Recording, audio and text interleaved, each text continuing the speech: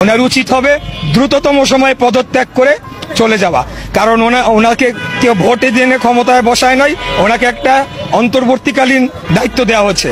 দখলদার চাঁদাবাজ মাফিয়া দলকে প্রতিষ্ঠিত হতে দেওয়া যাবে না।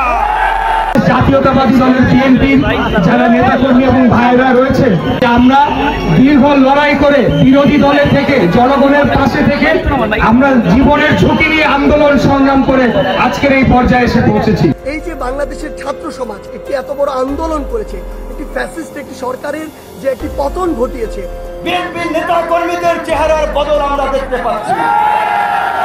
আওয়ামী প্রতিবাদের প্রতিধ্বনি তাদের কর্মকাণ্ডে আমরা শুনতে পাচ্ছি। আমরা এই কারণে করিনি যে একজন নির্যাতক চলে যাবে আর একজন নির্যাতক এসে সেই জায়গাটি নিবে, এটি আমরা আমাদের জায়গা থেকে কোনোদিনও মানব না। বিএনপির নেতা ইশরাক এবার পদত্যাগ চাচ্ছেন ডক্টর ইউনূসের, অর্থাৎ তাকে পদত্যাগ করাতে চাচ্ছেন, আর তারা চাচ্ছেন কিভাবে বিএনপির হাতে যেন ক্ষমতা খুব তাড়াতাড়ি চলে যায়। আর এদিক মধ্যে আবার ভিপি নূর এই ব্যাপারটি নিয়ে প্রোটেক্ট করলেন এবং এমন পরিমাণে দুইজনের পাল্টা কর্মে পাল্টা জবাব ধুয়ে দিলেন ভিপি নূর, এবং বিএনপি নেতাও খেপে গেলেন। বন্ধুরা, আজকের ভিডিওটি খুবই চাঞ্চল্যকর ভিডিওতে চলেছে। তাহলে কি এবার আমাদের ডক্টর ইউনূসের সঙ্গে ষড়যন্ত্র হবে, মানে তাকেও এবার পদত্যাগ করাই ছাড়বে? কেননা বিএনপি এখন চাচ্ছেন যে তাদের হাতে কিভাবে তাদের ক্ষমতা চলে আসে, আর ক্ষমতা আসার পর ভিপি নূরের কথা মতে এক স্বৈরাচার গেছে আর এক স্বৈরাচারের উত্থান ঘটবে, অর্থাৎ বিএনপি এবার আওয়ামী লীগের মতোই ব্যবহার করবে এটা সকলে। কেননা তারা যখন উত্থানটা হয়েছে, যখনই আওয়ামী লীগ সরকার পালিয়ে চলে গেছেন, তারপর বিএনপির কার্যকলাপ দেখে চাঁদাবাজি চলতেছে এখন বিভিন্ন স্থানে, আর এটা দেখার পর তারা শিওর হয়ে গেছে যে বিএনপিকে ক্ষমতা দিলে, দেশের ক্ষমতা দিলে তারা আবার সে আওয়ামী লীগের শাসন আমল বাংলাদেশে প্রতিষ্ঠা করবে। তার মানে কি বাংলাদেশ এক স্বৈরাচারের হাত থেকে রক্ষা পেলেও আর এক স্বৈরাচারের কাছে হাত থেকে রক্ষা পাবে না? মানে হচ্ছে ফ্রাউনের কাছ থেকে তাহলে ক্ষমতা নিয়ে নমরুদের হাতে তুলে দেওয়া হবে, এইরকম ঘটনাটা বললেন ভিপি নূর, এবং এই ব্যাপারটি নিয়ে চরম একটা পর্যায়ে চলে গেল। আজকের ভিডিওটি খুবই স্পেশাল হতে চলেছে, তাই না টেনে সম্পূর্ণ ভিডিওটি আপনারা দেখতে থাকুন, তাহলে বুঝতে পারবেন কি ঘটনা ঘটলো এদের মাঝে। চলুন আমার সরাসরি এখন সেই ভিডিওটি দেখতে যাব, এবং যারা এখন পর্যন্ত চ্যানেলে আসছেন কিন্তু নতুন আছেন, অবশ্যই চ্যানেলটিকে সাবস্ক্রাইব করবেন এবং ভিডিওটি দেখতে থাকুন। চলুন কি হলো ঘটনা, চলুন আসলে কি এবার ডক্টর ইউনূসের পদত্যাগ হবে, চলুন আমরা একটু শুনে আসি। এত সংগ্রাম, এত জীবন দান, এত আন্দোলনের পরে আমরা কি আওয়ামী লীগ যে অবস্থায় বাংলাদেশকে বিরাজনীতিকরণের দিকে নিয়ে গিয়েছিল, তার চেয়েও বড় স্বৈর শাসককে কি আমরা এনে ক্ষমতায় বসিয়েছি? অতএব এটাও জনগণ মানে না। আমার বিশ্বাস যে ছাত্র জনতা, বাংলাদেশের জনগণ ওনাকে প্রত্যাখ্যান করেছে। ওনার উচিত হবে দ্রুততম সময়ে পদত্যাগ করে চলে যাওয়া, কারণ ওনাকে কেউ ভোটে দিয়ে ক্ষমতায় বসায় নাই, ওনাকে একটা অন্তর্বর্তীকালীন দায়িত্ব দেওয়া হচ্ছে। একটি গুরুত্বপূর্ণ বিষয় নিয়ে আপনাদের সামনে কথা বলতে চাই। একটি বিষয় হচ্ছে যে আমরা দেখছি গতকালকে থেকে বাংলাদেশের বিভিন্ন জায়গায়, ঢাকা শহর থেকে শুরু করে বিভিন্ন অপ্রত্যাশিত ঘটনা ঘটছে, সহিংসতার ঘটনা আমরা শুনতে পাচ্ছি। আমরা আপনাদেরকে স্পষ্ট করে বলতে চাই, এই যে বাংলাদেশের ছাত্র সমাজ একটি এত বড় আন্দোলন করেছে, একটি ফ্যাসিস্ট একটি সরকারের যে একটি পতন ঘটিয়েছে, সেটি আমরা এই কারণে করিনি যে একজন নির্যাতক চলে যাবে আর একজন নির্যাতক এসে সেই জায়গাটি নিবে, এটি আমরা আমাদের জায়গা থেকে কোনোদিনও মানব না।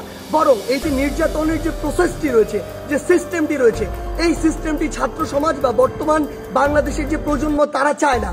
সেই নির্যাতনের সিস্টেমটি চেঞ্জ করার জন্য আমরা আমাদের এই আন্দোলনটি করেছি, এই অভ্যুত্থানটি ঘটিয়েছি পুরো বাংলাদেশের মানুষকে নিয়ে। সেই জায়গা থেকে বিভিন্ন রাজনৈতিক মতাদর্শ, সে বিরোধী মতাদর্শ হতে পারে কিংবা বিভিন্ন যে রাজনৈতিক মতাদর্শে যা ছাত্র সংগঠন বিভিন্ন রয়েছে, তাদের কথা বিভিন্নভাবে শোনা যাচ্ছে যে তারা প্রতিহিংসার বশবর্তী হয়ে এই বিভিন্ন ভাঙচুরগুলো চালাচ্ছে। আমরা স্পষ্ট করে বলে দিতে চাই, এই বাংলাদেশে এরকম যদি অন্যায় বা অপরাধ যেগুলো হচ্ছে, এগুলোর অবশ্যই প্রত্যেকটির বিচার হবে। সেই জায়গা থেকে আমরা স্পষ্ট করি, আমরা কখনো আমাদের জায়গা থেকে এমন সহিংসতাগুলো সমর্থন করি না। একটি দল 15-16 বছর ধরে বাংলাদেশে এই একটি রেজিম চালিয়েছে, একটি যে স্বৈরাচারী ব্যবস্থা চালিয়েছে, আবার কেউ এসে যদি এটি চালায়, তাহলে আসলে পরিবর্তনটা হলো কি, লাভটি হলো কি? আমাদের প্রত্যাশার সাথে এটা কোনোদিন প্রাসঙ্গিক হয়? কখনো হয় না। তাই আমাদেরকে এটা আমাদের কাজের মাধ্যমে প্রকাশ করতে হবে যে আমরা যে বাংলাদেশের স্বপ্ন দেখি, সেটি আসলে আমরা সত্যি করতে চাই। দর্শক, এখন আমরা দেখবো যে আসলে বিএনপি নেতা ইশরাক কি বললেন, বিভিন্ন কথা তো বললেন, এবং তার প্রেক্ষিতে বিএনপি নেতা ইশরাক কি বললেন এবং তারা কেন পদত্যাগ চায়, এবং এই ব্যাপার নিয়ে আপনাদের কি মন্তব্য আমাদের কমেন্টে জানাতে। এখন চলুন আমরা তার বক্তব্যটা শুনে আসি। আওয়ামী লীগকে যেভাবে হটিয়েছি বাংলার জমিনে, আর কোন দখলদার চাঁদাবাজ মাফিয়া দলকে প্রতিষ্ঠিত হতে দেওয়া যাবে না। কোন দল যেন সংসদে এককভাবে গিয়ে মাতব্বরি করতে না পারে, তাই আমরা সংখ্যানুপাতিক নির্বাচনের দাবি জানাচ্ছি। এই সংসদকে কার্যকর সংসদ করা, জনগণের প্রতিটি ভোটের মূল্য দেওয়ার জন্য প্রত্যেকটি রাজনৈতিক দল যারা যে অনুপাতে ভোট পাবে সেই অনুপাতে তাদের প্রতিনিধিত্ব সংসদে থাকবে। এক দল এককভাবে ক্ষমতায় গেলে কি হয় সেইটা আমরা গত 50 বছরে দেখেছি। আর কোন দলকে এককভাবে ক্ষমতায় নিয়ে আমরা স্বৈরাচার ফ্যাসিবাদী হতে দেব না। এই ক্ষমতায় যেতে না যেতেই বিএনপি নেতা কর্মীদের চেহারার বদল আমরা দেখতে পাচ্ছি। আওয়ামী প্রতিবাদের প্রতিধ্বনি তাদের কর্মকাণ্ডে আমরা শুনতে পাচ্ছি। কাজী পরিষ্কার কথা, বিএনপি যদি এটা উপলব্ধি করে, যারা আন্দোলন করেছে বিগত 1.5 দশক রক্ত দিয়েছে, তাদের নিয়ে জাতীয় সরকার করবে, তাদের মূল্যায়ন করবে, তবে বিএনপির সাথে জোট হবে, বিএনপির সাথে রাজনৈতিক সমঝোতা হবে। অন্যথায় বিএনপির বাইরে বিকল্প জোট হবে, বিকল্প শক্তিকে নিয়ে এককভাবে নির্বাচন করা হবে। দখলদার মাস্তান চাঁদাবাজের জায়গা এই নতুন বাংলাদেশে হবে না। আমি পটুয়াখালী ডিসিএসপি সহ সকল প্রশাসনকে বলবো, এই যে খেয়াঘাট, লঞ্চ ঘাট, এই সমস্ত জায়গায় 2 লাখ টাকা, 1 লাখ টাকা, 50,000 টাকা টোল প্রতিযোগিতা করে 20 লাখ, 50 লাখ, 1 কোটি টাকায় ডাক উঠিয়ে তারা একটা বাণিজ্য করে। এই খেয়াঘাট, লঞ্চ ঘাটে কোনো ডাক চলবে না। সমস্ত খেয়াঘাটের ডাক ক্যান্সেল করতে হবে।